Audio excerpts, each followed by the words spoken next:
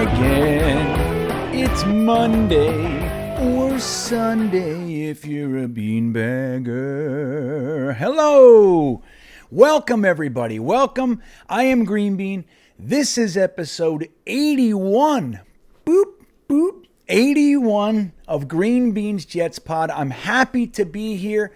I'm excited. I'm excited about Jets football. I'm excited about all sorts of things surrounding Jets football. Every day brings us one day closer to all of us converging on a little swampy section of New Jersey known as the Meadowlands.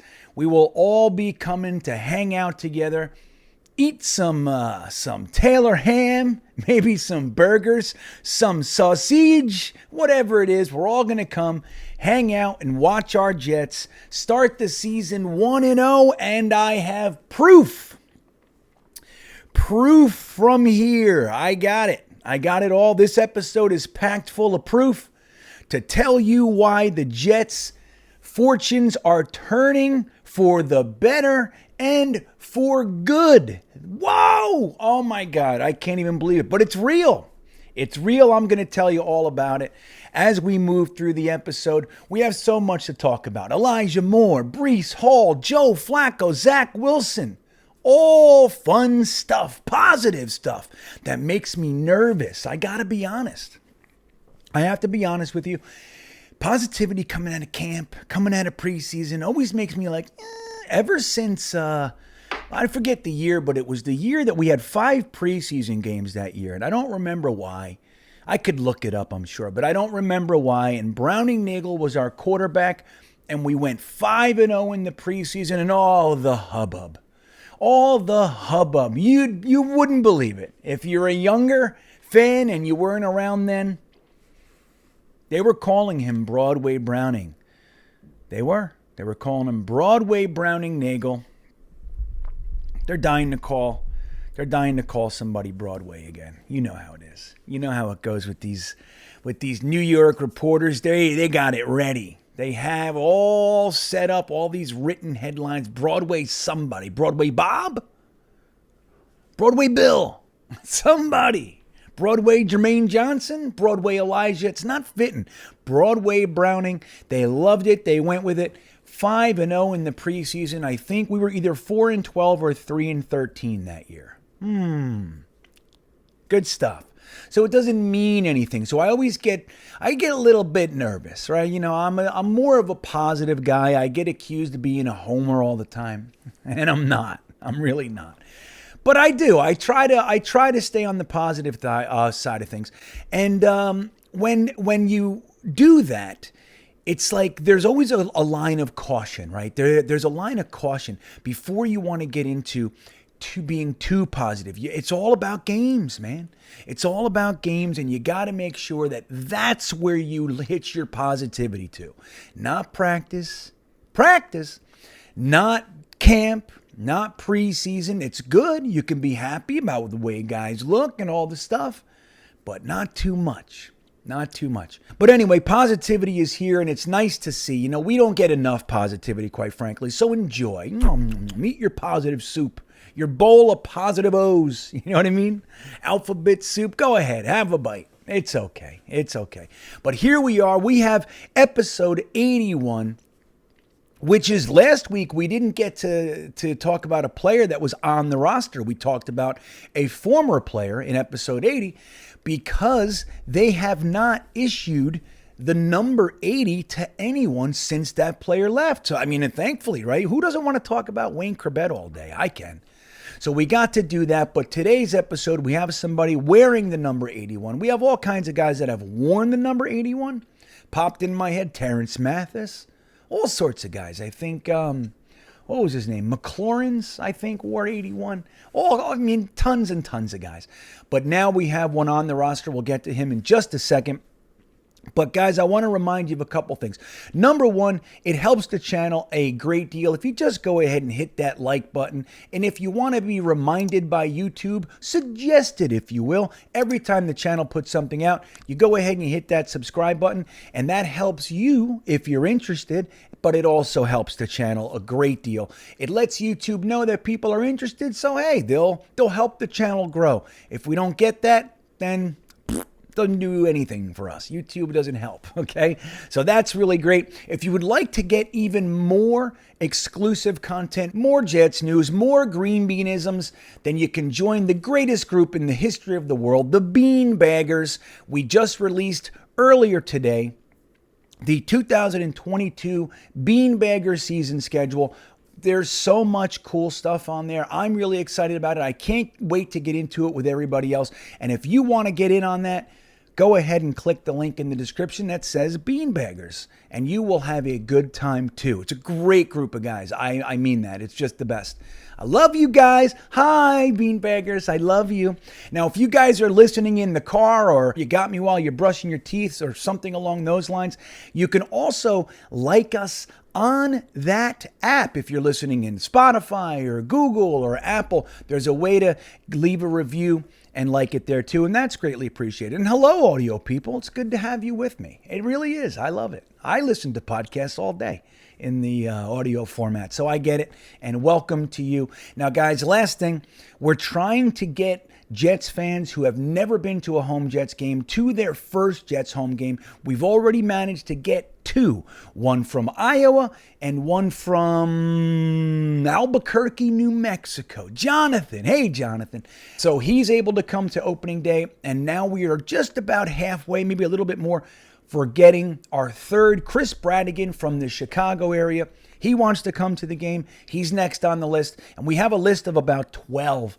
So hopefully we can get nice and deep into that list, and the only way we can do that is if you donate $5, $10, $1 million, whatever's at your disposal. Go ahead and click the link underneath the Beanbaggers link that says Wayward Jets Fan Fund, and you can help us out that way and help us get these guys to their first ever Jets home game. It's exciting. We're running out of time to get them to opening day, so that would be really, really cool. Thank you to all who've already subscribed and donated. I meant to say donated, but I said subscribe, so subscribed and donated. I thank everything. I'm so thankful.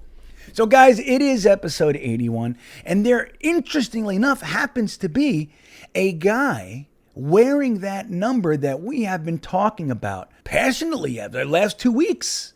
We've been really chomping this guy up. We've been really chopping it up with this guy.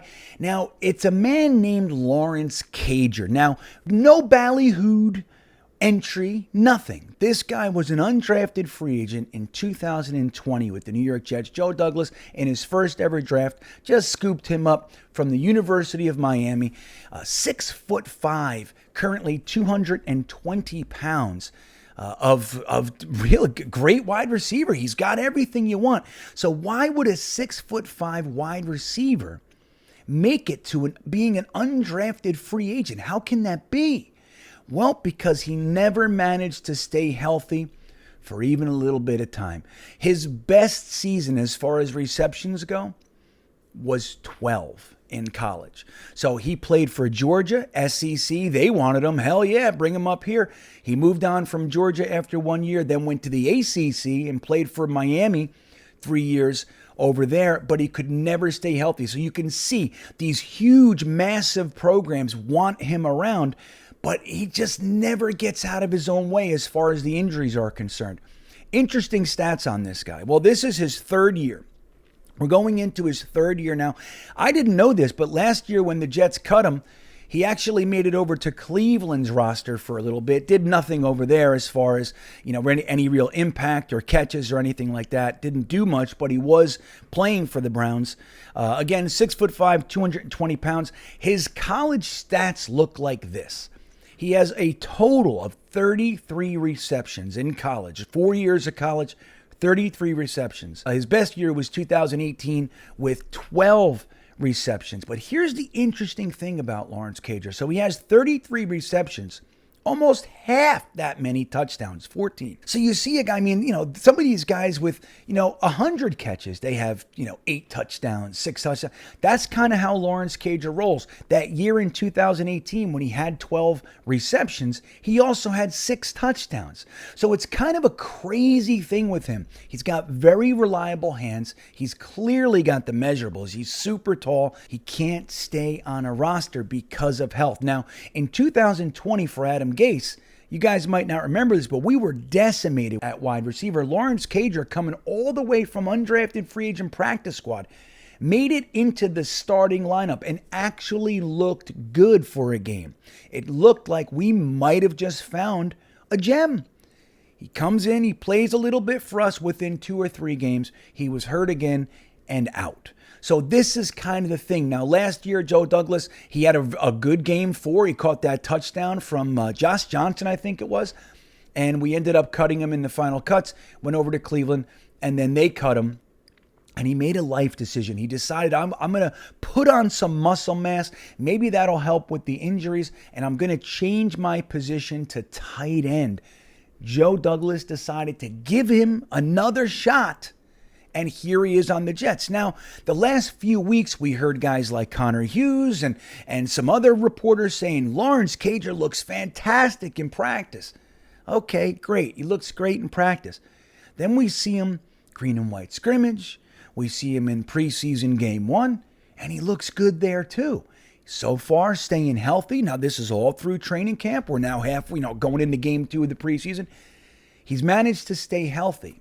Jets fans all over the joint are starting to bubble out and say, I think Lawrence Cager is tight end 3 or some tight end 4.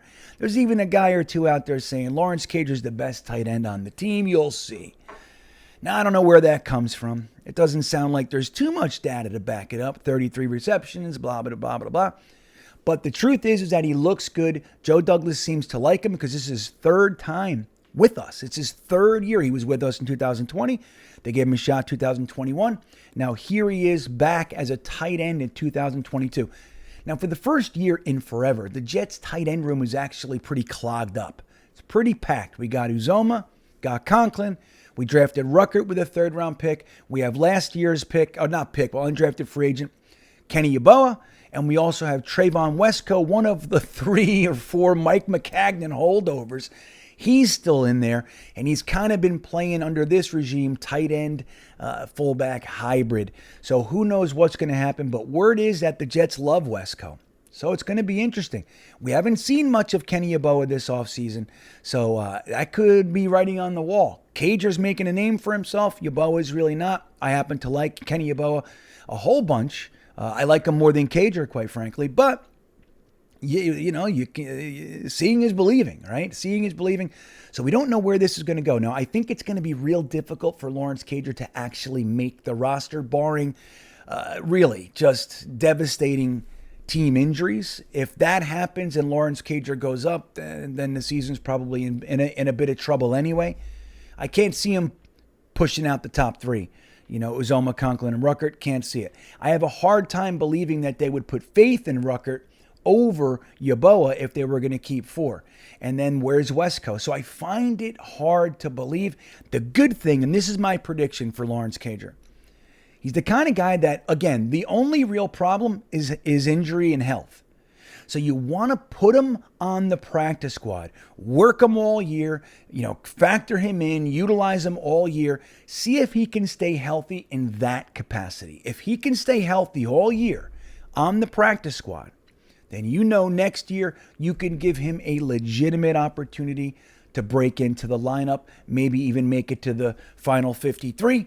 That's my thought on the deal. I like Lawrence Cager. I'm rooting for anybody. Twofold, really. I'm rooting for anybody that comes from the bottom end. I always root for those guys. I love seeing, forgotten types make good. I love it. I'm a big fan of that. I'm a perpetual underdog. It's just who I am. But on top of that, I like a guy that the Jets seem to like. I want to see anybody that the Jets keep giving chances to. I want those guys to succeed as well. So I'm rooting for Lawrence Cager. I don't know if I'd put my faith in him over one of the other guys who have proven they can stay healthy. Availability is a number one ability. So there you go. Lawrence Cager, episode 81. Good luck, Lawrence Cager. We're all rooting for you, man. That's the truth. But it's going to be hard. That's the thing. For so many years, the Jets have had positions where if you were, you could get cut from dozens of teams and you could start on the Jets, whether that was wide receiver for a long time. Clearly, tight end has been an area you sign a guy off the scrap heap and he's our starter within a week. Safety has been like that, the last couple years. So many positions over the years. Offensive line, we're just bringing guys in and starting them a couple days later.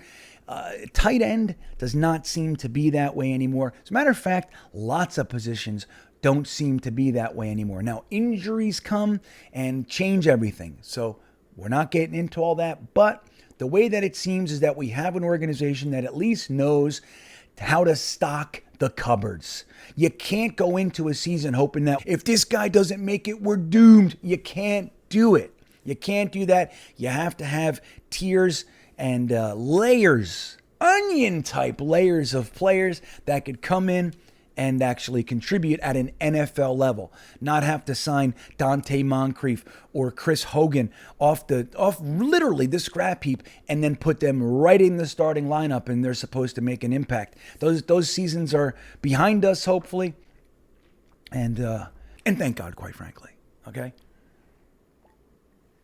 So we've had some big news since episode 80. I have to admit, lots of fun stuff that I was paying attention to took place. And let's get into that in our segment we like to call the News of the Week.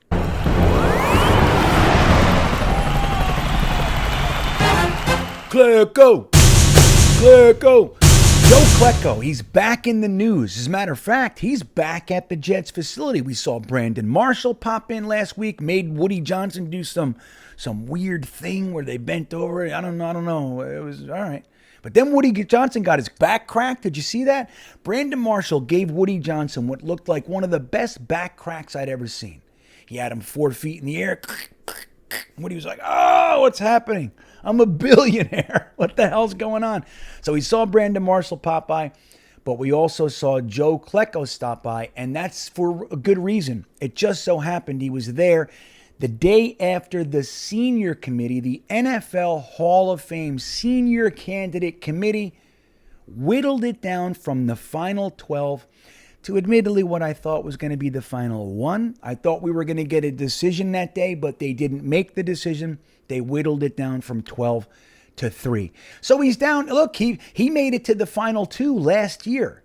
He got beat at the last minute, and now he's back in the final 3 for the second year in a row.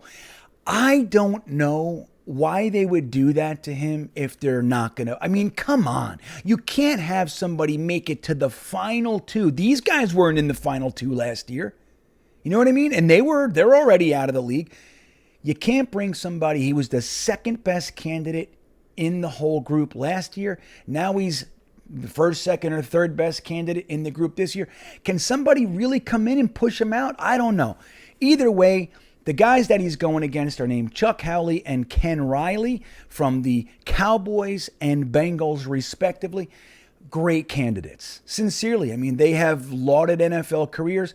The only thing about Chuck Howley is that he had all kinds of all-pros and everything, but he was on a team stacked with all kinds of Hall of Fame guys. That was a legendary Dallas Cowboy team. Ken Riley was playing with nobody. Joe Flacco, outside of a couple years, was playing on losing teams. We know this.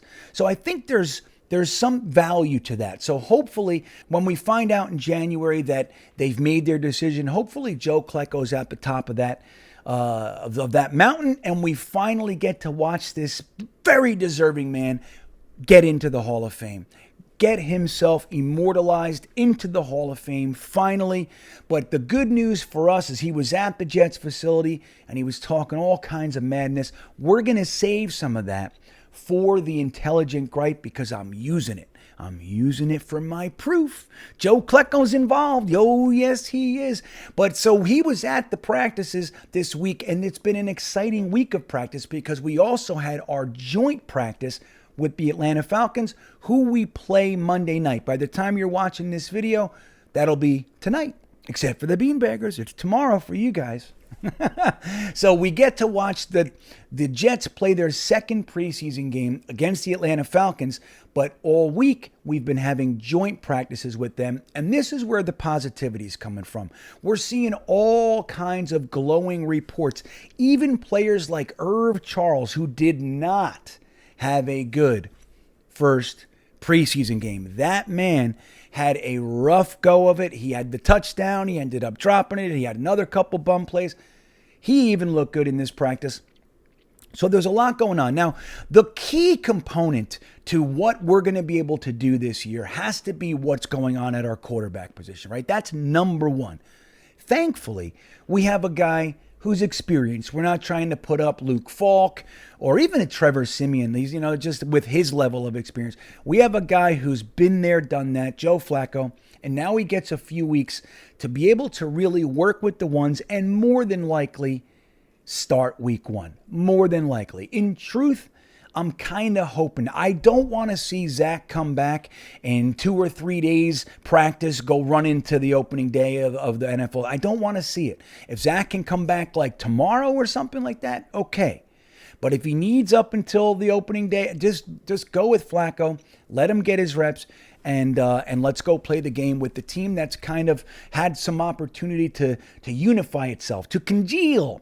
But here's the thing. Joe Flacco has looked nothing short of brilliant in these practices. There's a couple really cool opportunities to see him thread the needle. There's one with Berrios, which I'll show you here.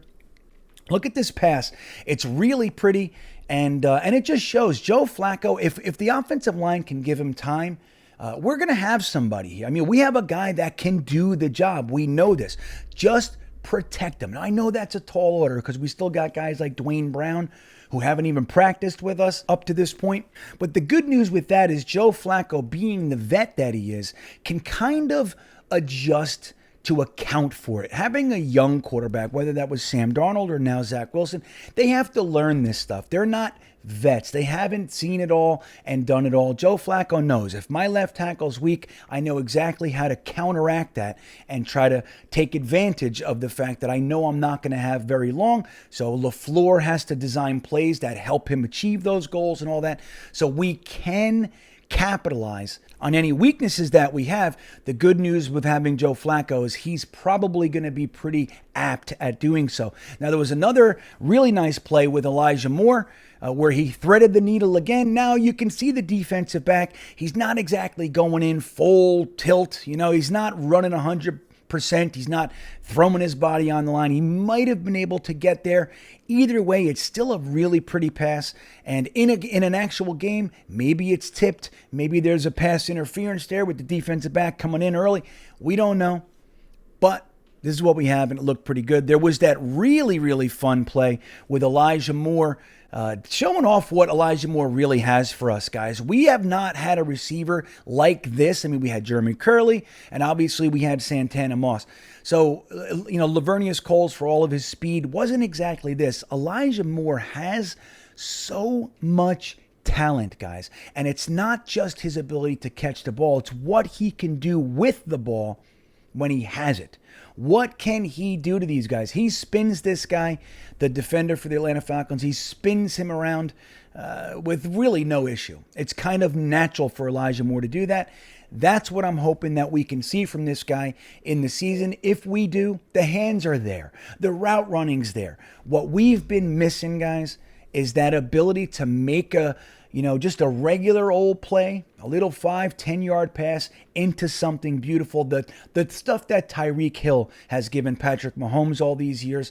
And maybe we finally got that. Elijah Moore has that talent. You also got to see a little bit of Breece Hall action. In the first preseason game, we didn't see too much from Breece Hall. I'm not going to say it was a bad game. It was kind of just we didn't get to see too much. He did have that nice 8-yard scamper, we're calling it, a little scamperoon. We saw him do that, but this was a 75-yard run, showing a little bit of his speed, a little bit of his moves, which is nice to see against another NFL team. Now, it's all going to boil down to the game, right? Even though the game doesn't mean anything in and of itself, these practices really mean less. So if Breece Hall's running down the sideline and let's say 8 out of the 11 guys like, yep, you know what I mean? They're not even really trying because it's a scrimmage, it's a joint practice. That might differ in the games, right? And we have to know that going in. That said, it still looks good. It's better than getting your faces knocked in via these joint practices, which is kind of what happened in Green Bay, if I remember correctly. We didn't look all that good. We looked sloppy. So this is nice to see. Denzel Mims had himself a nice catch. See, the good news with this, too, is that it wasn't just our ones. It was our 2s and 3s. And that's the best thing that came out of week 1 was that, look, clearly their 1s outplayed our 1s. Now, that said, we didn't have all of our 1s in there, so there's that. But they outplayed us. You have to just put it down. Their offense outplayed our defense, and their defense obviously took advantage of our offense. But our 2s, 3s, 4s, like our depth really took it to them. They were able to do pretty much nothing until the fourth quarter after the 1s left the game. And it's not exactly what you want to see, but it is a positive. It is important that those guys can outplay the depth on the other team because those are the guys coming in, whether it's rotational, whether it's via injury, those are the guys coming in. So it's nice to have talent after the first tier. I mean, shit, how many years we haven't even had talent on the first tier? So now that we have a little bit of talent on the first tier, Elijah Moore, Garrett Wilson, so forth, having a little bit of bonus talent on the second and third tier is really positive. Now we're going to get to see a little bit more in week 2 on Monday night. But again, we don't want to make too much out of it, right? We don't want to make too much out of it. 5-0 preseason and go, yeah, we rule, man. We're going to kick out. We're going to go 16-0. That was back then. Now 17-0. But it's still pretty good. It's pretty good. And it's nice to see our team coming together. The hope is that we can start to build this with Flacco at quarterback for however long he has to be there. When Zach's healthy, you get him revved up. You give him his little on-ramp back to being the starter. And then when he's ready, you put him in. If that's 1 week, if that's 2 weeks, if that's 3 weeks, it is what it is. At least we have Joe Flacco, and that can be a pretty significant positive. Now, Robert Saleh was actually voicing some concern on whether to sit or play his starters, and that's kind of a big deal too. I mean, what do we do? I just made a video on that, so I'm not going to get too into it. But just to talk about it for a second here, it really is the question. I mean, Robert Saleh is going into his second year. The hope is that he learned lots of lessons from his first year. Look, he won 4 games. So you want on the back end of that for your coach, especially a rookie coaching group, you want them to have learned a bunch. Now, here he is going into his second year, year 2, and he's got these decisions. He doesn't really know yet. He really doesn't. He's basing it off of other things he's seen other head coaches do, what's going on around the league. Lots of teams are sitting their starters out of the fear of injury. And he wants to get them reps, especially guys like Carl Lawson. But there's that fear, man. There's that fear. So what Saleh does is going to be really interesting to pay attention to. And then obviously how it ends up working out for us.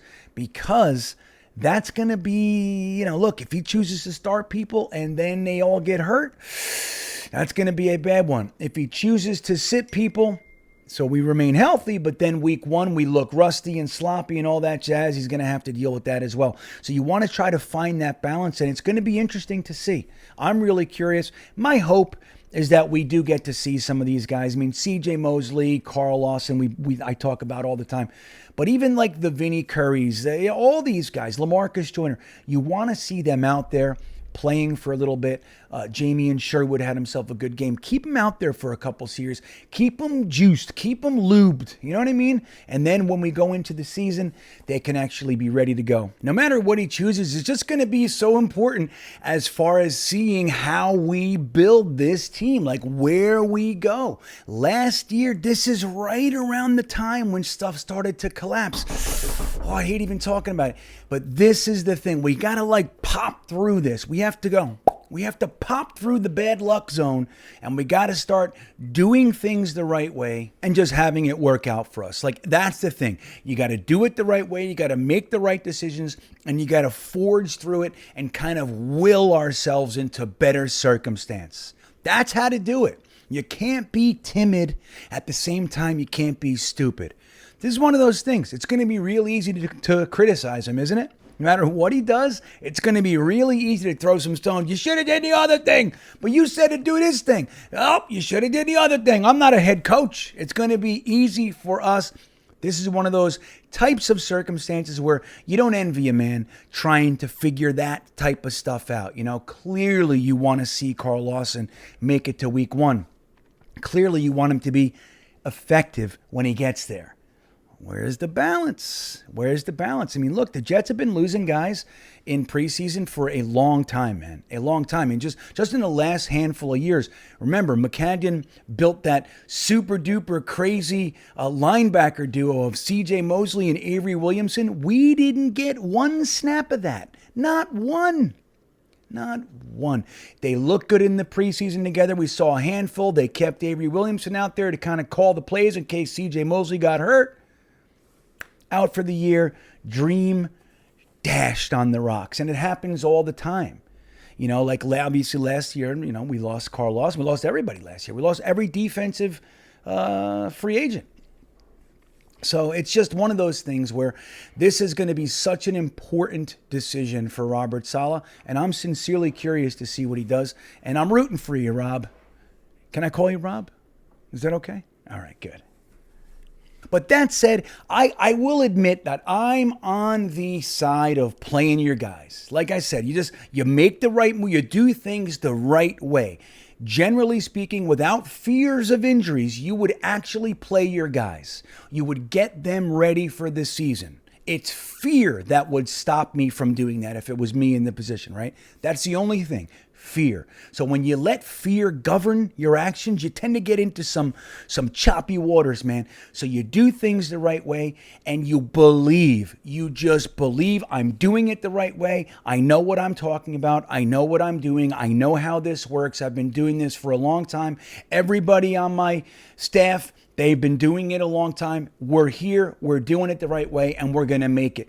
If you start to do that and believe you're going to get there, it'll happen. Just like what's happening with our general manager, Joe Douglas, and what he's been able to do, at least with buying the groceries. And let's get a little bit deeper into that in the Intelligent Gripe. So I made a boast at the beginning of this very podcast. I told you that the Jets' fortunes were turning. Now, why would I say that? How can you possibly say that? We just watched our quarterback go down in the first 5 minutes of preseason play. Yes, but that's all purpose-driven. There's very deliberate things taking place here because it is our time. This is the birth of what will become a long-standing Jets dynasty, dare I say. At least a long-standing Jets competitive period of time where we are no longer at the bottom. We are not the laughingstock. We're in the playoffs, all those kinds of things. I'm going to give you everything culminating to this point, and I'm going to tell you exactly why it's happening, and I'm even going to make a prediction on what's going to happen, and I'm telling you, it is. I've made boasts before. I'd say I'm about 35% on my boasts, but this one, I'm telling you, I can feel it in my bones. You look at my beard. I've been around a long time.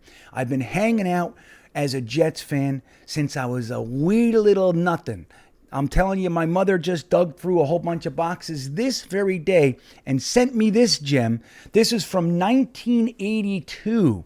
This is 1982. These are my feelings. I like mud. I like blood. I like the Jets. So I've been hanging out here a long time. I've seen the cycles. I've seen the ups and downs. And I've seen the ebb and flow. And I know what things look like. Now, if I'm skewed on one side or the other, like let's say hypothetically I'm a homer, it doesn't matter what the cycles are. I'm always going to look for the positive. I'm always going to believe, right? I'm always going to think that it's going to work out.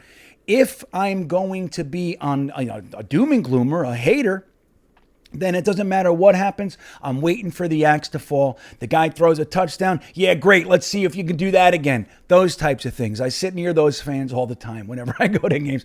So if I'm on either side of that, that's what I'm going to experience, right? I know that. But I'm somewhere in the middle, and I'm paying attention from a little kid. Now, there was a long time where I was a homer. As a kid, of course, everything the Jets did was the best. When I was 10, 13, 4, everything the Jets did was the best. Then I became a 19-year-old, 18-year-old teenager. I was all pissed off. I drank a little bit, and everything sucked. They should have got the other guy. Why'd they do that? Blah, blah, blah, blah, blah. So then I started going into that phase, maybe in my 20s, a little bit later, maybe not teens, but my 20s. And as I've kind of hung around here and watched, and I've had my hopes ripped out of me and torn out of me, and I had my dreams smashed on the rocks like so many ships near the sirens, I've had this whole entire process laid out before me, and I'm paying attention, as you guys know, with pretty much finer detail than the average fan. Not you, of course. You're paying attention like I'm paying attention. But there are hundreds of thousands of fans out there, maybe even millions, and they don't look at it the way we're looking at it. So I'm paying attention, and I'm going to explain to you why it is that I know for certain the Jets' fortunes are turning, and it's all going to happen so fast, so loud, so explosive that we're not even going to know what to do with ourselves. And it's going to continue. So we can actually have a period in our lives where we're happy.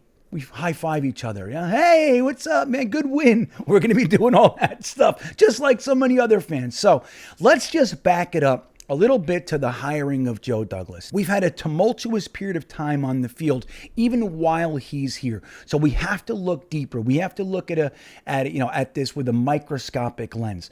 You look at the team that Joe Douglas inherited. Everybody, and including you, including me, thought Jamal Adams and Sam Darnold were pillars of that. They were, even if you didn't like a lot of the team, they were at least two guys that you thought could be part of the building of the next great Jets team. Now, you might not have liked Jamal Adams as the pick. I know I sure as hell didn't. You might not like Jamal Adams, the person. I didn't mind him as much as a lot of other fans, but it wore on you, That all said, when you looked at the players, you thought, okay, we have two players that could be counted among the better players in the league. Joe Douglas comes in within a very, very short period of time, trades Jamal Adams for arguably the richest trade since Herschel Walker. I mean, he got more for Jamal Adams than the Raiders got for Khalil Mack. So he does that. That's number one. Then he turns around and he lets go of guys like Le'Veon Bell, like months earlier. Even guys like, what's his name? A.J. Smith. What is that guy's name? The loudmouth guy, Smith something. I seriously can't remember. DJ Smith? Anthony? A.J. I'm going to call him A.J. Smith. You know who I'm talking about. That guy. So A.J. Smith even went out there and said, I don't think you realize how big of a deal this is for the Jets. Le'Veon Bell is elite. Just months earlier, Joe Douglas comes in. He's hot garbage. I don't even need to get a pick for him. I don't want him. I want to rip the Band-Aid off and get him out of here. Got rid of guys like Chris Herndon, Leo Williams, and on and on and on. Even what he got for Sam Darnold, the second-round pick, the fourth-round pick, and the sixth-round pick, was more than a few months later than anyone would have thought. Look, Baker Mayfield, who's had so much better of a career than Sam Darnold, cost, what was it, a conditional fifth? A conditional fifth? They traded Carson Wentz, again, just so much greater of a career than Sam Darnold, for a third. So you look at what Joe Douglas is doing. We start to see the Jets coming out on top of trades. That's just the beginning. That's it. Okay? Now, people say, oh, it's all you guys have as fans to cheer about. That's why it's such a big deal. Maybe, but it's not it. So we go into the 2022 draft, and we have two first-round picks. We have a top 5, and we have a top 10 pick. Joe Douglas, we thought trades, we thought this, we thought edge rush, draft 4, whatever we thought. He goes ahead and he goes with his best player available. Gets arguably the best cornerback in the draft. Clearly the Texans didn't think so because they took Stingley over Sauce Gardner. But most people out there thought Sauce Gardner was cornerback 1, and either way, he was the first player on Joe Douglas' board, so they take him. They're all excited. Then they get an offensive weapon. 2 years in a row, they get an elite level wide receiver out of the draft. Now we're looking, we don't have an edge rusher. Somehow, we end up being able to trade back into the first for a fifth, essentially a fifth, and we move back into move back in the third round. We had pick 69 and we moved back to 101. So all Joe Douglas did to get a third first-round pick was slide back in the third a little bit and throw them a fifth-round pick. And we get 3. So generally speaking, that's not what we see the Jets being able to do. If we do something like that, we have to pay a king's ransom. We have to get beaten. We have to get slapped over, put over someone's knee in order to get something like that. So we end up getting 3 first-round picks, and then when it's our second-round pick, we get the best running back in the entire draft. One of the best running backs in the last 5 years drafts, at least as far as many beat writers and many analysts and all that sort. That's the kind of stuff that they're saying about one Breece Hall. So we're starting to be able to pull players in that, generally speaking, we weren't able to before. Look at Robert Saleh as a head coach. Now, Robert Saleh, he comes in here, he's a rookie head coach. In 2 years, he has 5 first-round picks. 5. And his 2 second-round picks are Elijah Moore and Breece Hall. Okay, that's just first. When you look at the ability to squeeze talent out of the draft lemon, 5 first-round picks and 2 second-round picks, which happen to be Elijah Moore and Breece Hall. Again, that is unlike our general experience when talking about the draft. It's not our normal experience. So you look at the last couple of years and what we've been able to do as far as reshaping the team, trying to change what's going on here. Now, let's bring it to this year. That's just backstory. That's not the proof. That's some of the proof, okay? But now we look at this. When we go into the preseason game 1 against the Eagles, everybody's spooked that we're going to get an injury, right? Robert Saleh holds some guys out, but number 1, he decides to start Zach Wilson. He starts Zach Wilson. Neither of our starting tackles is playing. We just lost Becton earlier that week. George Fant is not back in the lineup full-time yet. So we're starting guys that shouldn't be there. So putting Zach Wilson out there is a risky move, but he does it anyway. Second drive, Zach Wilson's running down the field and he gets a non-contact injury, which ends up being, after 18 hours of madness, ACL tear, out for the season, all that kind of stuff, which up until this point, Jets fans, is the Jets' end result to an act like that. That's what happens. We don't get best case scenario. Avery Williamson goes down in the preseason, we lose him for the year. Carl Lawson gets a pop in his ankle, we lose him for the year. Marcus May in the middle of it, we lose him for the year. LaMarcus Joyner, we lose him for the year. That's the way it goes for us. If something like that happens and all the doctors come out and they say this is what it looks like, there's a 98% chance this is what it is, that's what it is. The Jets always get worst case scenario. But for the first time in forever, when we're talking about the list of potential injuries that it could be, it's either this best case or it's this worst case. For the first time in recent memory, it's all the way over here on best case scenario. Best case. 2 to 4 weeks. Now, we don't know if that's going to be 4 weeks, 5 weeks. No matter how you slice it, it's not the ACL tear, and he's not out for the year. Our young starting quarterback is not out for the year. We will get to see him this year. So where does that leave us, though? Shit, we're not going to have our starting quarterback for week 1 against the Ravens. It just so happens that we happen to have the quarterback that the Ravens gave up on, who took them to the Super Bowl, MVP, all that kind of stuff. We happen to have the quarterback that they sent over to Denver, and he was getting questions like, are you here to mentor Drew Lock and all this sort of stuff? He hated it. He felt slighted, the whole thing. So we have the quarterback that was the Ravens starting quarterback that took them to the Super Bowl and everything. I believe this is his first time getting to play them. And Joe Flacco happens to have at his disposal the most stocked New York Jets roster in forever. Since 2010. Yes, we had the 2015 10 minutes with Brandon Marshall, Eric Decker. but really since 2010. And this is the first time it's stocked with young talent. Elijah Moore, Breece Hall, Michael Carter, Garrett Wilson. And then you add the Berrios, the Corey Davis, the Denzel Mims, the Conklin, the Uzoma, the Ruckert. You have all these guys. Joe Flacco has at his disposal potentially the most weapons that he's ever had. So the reason that Zach Wilson got hurt in the first place, the reason Saleh started him, the reason that he got that injury that's only going to take him out for 10 minutes. It's only going to take him out for that very short period of time, enough time to give Joe Flacco his revenge game stocked with talent around him. He has all the talent he needs to have the revenge game. The only reason Zach went down is because Joe Flacco is going to get this opportunity for the revenge game, and the New York Jets will start 1-0. Now, let me segue that before. What gives me the idea that this is even possible for the Jets? Why would the football god smile on us in such a way? We have been calling for Joe Flacco to get into the Hall of Fame since the friggin' 90s. We've been calling for Joe Flacco to make it to the Hall of Fame and get inducted since the 90s. It even became a foregone conclusion that they're just never going to consider him. He wasn't even up for vote. They had forgotten about Joe Flacco.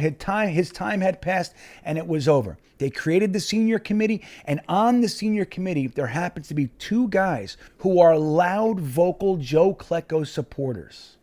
Add to that guys like Howie Long and Anthony Munoz and all those guys, some of the best players to ever put on a helmet, are saying Joe Flacco was the best ever. You got guys in the committee that are Joe Flacco supporters. So all that stuff's going on. The this, the that, the forget about him, the committee, the Howie Long, all the stuff. It all culminates to this year. This very year. Darrelle Revis's first year of Hall of Fame eligibility happens to be this coming season. So if Joe Flacco were to get voted into the Hall of Fame, and Darrelle Revis would be getting up for Hall of Fame vote in the same year, who could have orchestrated this? How could it be? Now, many people think Darrelle Revis is a first ballot Hall of Famer. I happen to believe that Darrelle Revis is a first ballot Hall of Famer. Now, he might not be, but a lot of people do, so the chance is there. This is his first year coming of eligibility. If he's a first ballot, he's going right in. How could it be that all these things are pointing to the same moment in time? It's all happening and pointing to the same exact second. Joe Flacco was at the facility, as I mentioned earlier, this week. You know what he said to Woody Johnson? He said, if I happen to get in the same year that Revis gets in, New York will own the Hall of Fame. Could you imagine? That's what he said to Woody Johnson. And it's like, wait a second. Joe Flacco just peeled back, unbeknownst to him, unawares. He peeled back the story. He opened up the book and let us peer into the grand design. Everything is pointing toward this one moment in time. Zach Wilson going down to give Joe Flacco the revenge game. Then he comes right back and we march on, starting the season 1-0. Then Deshaun Watson gets penalized. What? We don't get to play him. We have to play Jacoby Brissett. Amazing. Just so happens the Pittsburgh Steelers that we're playing, they're either Mitch Trubisky or a rookie quarterback. Now, not looking past them, I'm just saying there are things here. There are stacked chips in our favor. It's all lining up. Could you imagine if Joe Flacco, we've been screaming this for decades. It happens to be the same year that Darrelle Revis is going in. We have two Hall of Famers, two New York Jets Hall of Famers getting inducted in the same year. Now, in the last few years, I want to remind you, we've had some guys in there. We had some Alan Faneca action. We had a little bit of Ed Reed action. Now, those guys aren't really Jets. We know that. But they were there. But you know who was? Winston Hill, Just a couple of years ago, he got inducted. Jet offensive lineman, God rest his soul. Senior committee got him in there. The tides are turning. The Jets are starting to gain momentum. It's coming. It's all lining up. If you can't see it, then let me see it for you. I will be there opening day. I will answer questions. I will help lift you up if you need a little lift on what's really going to happen. And I am predicting that the New York Jets beat the Baltimore Ravens week 1 on September 11th. Can we add that into it as well, please? It just so happens that we're playing, 7 miles from the tragedy of 9/11 on September 11th? There's too much. There's too much here for it to go wrong. There's too much. It's all happening. What it's going to take, guys, what it's going to take is that you believe it and I believe it. If we believe it, they will not be able to overcome it. It's too much. Joe Flacco, Darrelle Revis, Joe Douglas, Zach Wilson going down, Joe Flacco revenge game. It's all happening. Everything is lining up in our favor. And I need you to know that this is real. I've just given you the phantom proof that I made up. And that is the intelligent gripe. I know. I hear you. That's a lot. That's a big old submarine sandwich. I know. I get it. But that's the thing. I believe it.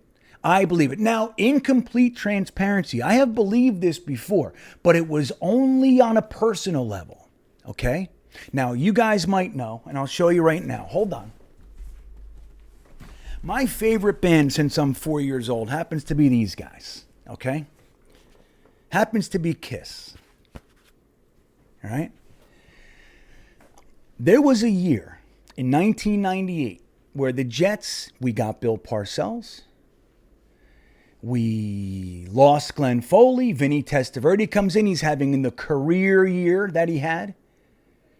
It's an amazing season for us. And toward the end of the season, the NFL announces, oh, you know who's going to play the Super Bowl that year? Kiss. So we make it all the way to the AFC Championship game. Atlanta beats the Vikings. They were never going to be able to beat us. You knew whoever gets in the Super Bowl is going to slap Atlanta around like it's nobody's business. We play Denver and it's 10-0, I think it was in the third quarter, at least at the half, something like that. Kiss is playing the Super Bowl and the Jets are getting in on the same year. I swear to you, I believed with every fiber of my being that God finally liked me. Okay? That's what I believed. But again, this wasn't about you. This was only for me. So it was very singular. It was very me, very selfish. Now, I believed it. Clearly, it didn't happen. But that's because it was only me. I was one person. Maybe my other buddy, Joe. You know, Joe the cop. He's a diehard Jets fan. He's a diehard Kiss fan. That's my buddy. So it was just me and him.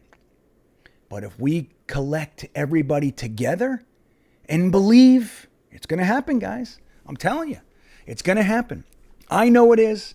Some of you already know. You can feel it. You know that feeling? Sometimes you get it's like right here, right in your Heimlich, right? Your little Heimlich spot. Boop, boop.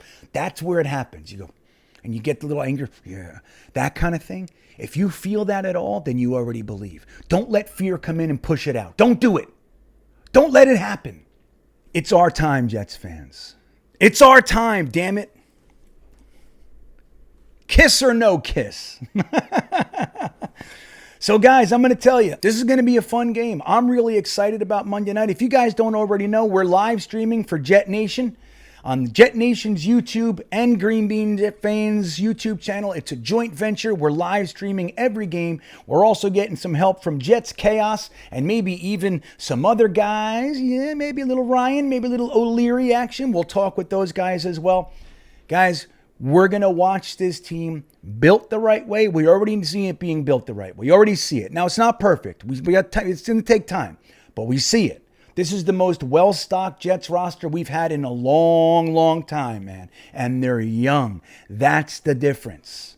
So we're going to watch this, and we're going to go to opening day, and we're going to see if what I'm telling you is real or not. It's going to happen. Then in January, when Flacco gets into the Hall, you'll see. It's all happening. Then when Darrelle Revis goes up and he's a first ballot Hall of Famer, and we get Joe Flacco and Darrelle Revis in the same damn year, and then they give us the Hall of Fame game like Jake Aspin was telling me is going to happen, I'll tell you what, I'll be there. If that's happening, you can bet on it. I will be at that game. I'll be at the induction ceremony. I'll be doing the whole thing. And I know you'll be with me. That's what'll be so cool. So guys, there you have it. Don't forget about opening day. You can hang out with us at the Jet Lounge. Tailgate party, we're going to be there having an absolute blast. But even more so, guys, the day before the game, we're meeting up at the Coney Island Cyclone, the legendary Coney Island Cyclone. If you're coming in from out of town, make it over there with us. We're going to hang out and make the world's tallest and fastest Jets chant part 2. And then we're going to follow it up with a little bit of famous L&B Spumoni Gardens pizza. If you haven't had Brooklyn pizza, this is the time to do it. Do it with us. Do it with Jets fans, and we're going to get that going. I hope to see you guys there. Don't forget about the Wayward Jets Fund. If you got $1, go ahead and donate it so we can get Chris Bradigan and then the rest of the list into the fund, into the game, and that'll be a blast being able, Jets fans helping other Jets fans. I love it. Guys, thank you for watching. I hope you have a great day. Enjoy the rest of whatever time is left with us. But don't forget, you're a Jets fan and you deserve happiness too.